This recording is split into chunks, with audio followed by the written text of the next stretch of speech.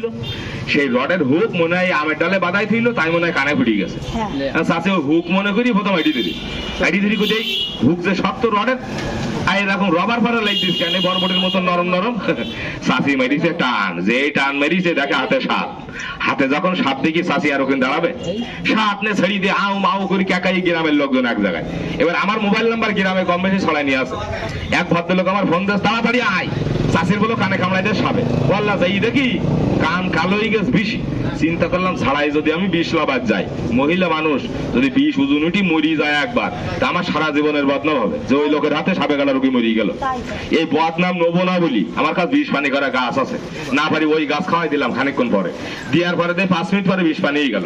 এবার করলাম চাষি সাপ কনে, চাষি কইতে ওই আমের পাতার মধ্যে, এই 1 বিঘে লম্বা সাপ, অতটা আমের পাতার মধ্যে আমি কনে খুঁজবো, তাই তাড়াতাড়ি আম গাছের ডালের গোড়াতে কাটলাম, কাটি ওই পাতা ঝাপ বাটে ডাল বাটে পাশে পুকুরে পানি দিস না, ওই পানির মধ্যে চুবই ধরেছি। এই যখন বাবা পানির মধ্যে অনেকক্ষণ লেট হয়ে গেছে, এর অক্সিজেন ফেল হয়ে গেছে, সেই সময় ভাইসি পোকের পানির পারে উঠিছে, আর পানির পারে যখন ভাইসি উঠিছে আমি জামতে যেই ধরি ফেলিস, ধরি উঁচু করে দেখে সাপের ঠোঁট বগের মতন। এই গত হাটে বের করেছি এই নদীর বাড়ে, এক চাচা বলতে আমি প্লাস্টিকের ঠোঁট লাগাই না সাপের মুখে।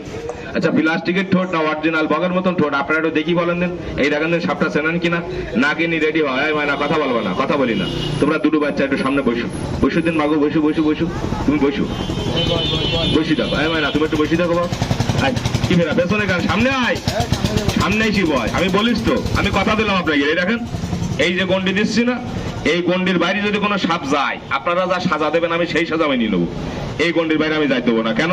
এই সাপ দেখলে আমি দেখেছি বাজার পৃথিবীর এমন কোনো মানুষ নেই যে ভয় পায় না, তার প্রমাণ পাইছি আমি ইন্ডিয়ায় যাওয়ার সময়, বর্ডার পাড়ি যখন ওই বাড়ি গেছি, বিএসএফ আমার ধরি ফেলে, বিএসএফ কিন্তু বাংলায় বলেন না চাচা, বিএসএফ বলে হচ্ছে হিন্দিতে। আমি যখন বর্ডার পাড়ি ওই বাড়ি গেছি, বিএসএফ আমার হিন্দিতে বলছে এ ভাই চাপ রুকো তো কাহা যা रहा है? আমি বললাম ভাই চাপ हम लोग भारत में जा रहा है। আমার বলছে বাঙালি আদমি भारत में जा रहा है तो पासपोर्ट कहाँ? আমি বললাম मेरा पास पासपोर्ट नहीं भाई চাপ, मेरा पास सेपुट है। আমার বলছে পাসপোর্টে সমাজ গিয়ে সেপুট নেই সমাজ গিয়ে, তো দেখাই তো সেপুট, তাহলে বাংলায় শোনান। যে বর্ডার পাড়ি ওই বাড়ি গেছি, বিএসএফ আমার ধরি ফেলি, বলতে ভাই দাদা কনে যাচ্ছিস? দাদা আমি ইন্ডিয়ায় যাচ্ছি। তো আমার বলতে বাংলাদেশের লোক ইন্ডিয়ায় যাচ্ছে, তুই পাসপোর্ট দেখা? না দাদা পাসপোর্ট নেই কিন্তু 6 ফুট আছে। তা বলতে পাসপোর্ট জীবনে বহুত দেখলাম, 6 ফুট তো দেখিনি, কিরাম জানি দেখা দিন।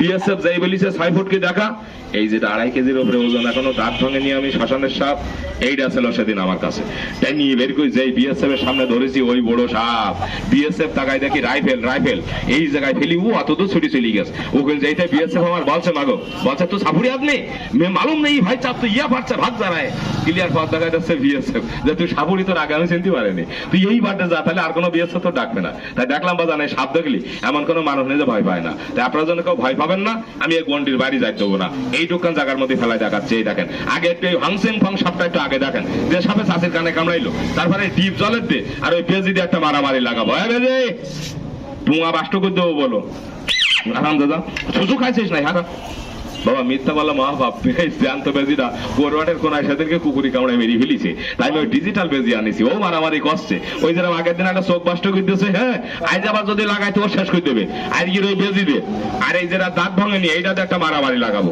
তার আগে একটু এই হাংসিং ফং সাপটা একটু আগে দেখি নেন, দেখেন দিন এটা চেনেন কিনা। ওরে কাল রাইতে কাল রাগিনি কামড়াই লক্ষিণ দাঁড়ে রে, কি ফেরা ছটফট করতেছিস কেন? ছটফট করলে হবে না, ওপরে উঠে দাও, ওপরে উঠে দাও বাবা, তোর একটা ওভার উঠে দাঁড়াবো, রাস্তায় যদি একটা অ্যাক্সিডেন্ট হয় তাহলে সারা জীবনের বদনাম, যে ওরের ওই সাপ দাগ থেকে একটা মরিয়ে গেছে ওদের অ্যাক্সিডেন্ট নেই কি, তাই তো নাকি? লাস্টে ওর বাজবা বন্ধ করতে দাও, কত যুক্তি খাড়া করবে বোঝেন না, রাস্তার পর দাঁড়াবেন না, রাস্তার তো হ্যাঁ রাস্তার তো ওভার উঠে দাঁড়াবেন, যাতে কারণ রিস্ক না থাকে। এই সাপের কোনো রিস্ক আপনার নেই, কারণ এর রিস্ক আমি নিচ্ছি এই গন্ডির মধ্যে ফেলি, এই দোকান জায়গার মধ্যে ফেলায় দেখাচ্ছে। এই দেখেন আগে একটুখানি এই যে চাষের কানে কামড়াইলো, এই সাপটা একটু দেখেন বগের মতন ঠোঁট, কালকে এক চাষা বলতেছে এনাই প্লাস্টিকের ঠোঁট নাই সাপের মুখে। আচ্ছা দেখেন এটা প্লাস্টিকের ঠোঁট না, অরিজিনাল বগের মতন ঠোঁট আল্লাহ বানায় ছেড়িয়েছে। এই লাউ কাটা সাপ নাই, এই লাউ গাছের মধ্যে বেশি থাকে না, ওই দেখা দেন আমার চাষি তো তাহলে চিনতে পেরেছে। আচ্ছা এই সাপটা, আচ্ছা এই সাপের মাথায় কোনো ফেনা হয় না? না ফেনা হয় না, এবার চলতেই থাকে। এইবার দেখেন একটা ফেনা আলা সাপ চাষি, এইবার দেখাবো ফেনা আলা সাপ 2.5 কেজির, শোনেন আগে শোনেন, 2.5 কেজির উপরে ওজন, গরু দুটো কামড়ায় মেরিস তাই 1,80,000 শেষ, সাপদার উপর চাষা আমার 2,000 টাকা দেশ খুশি।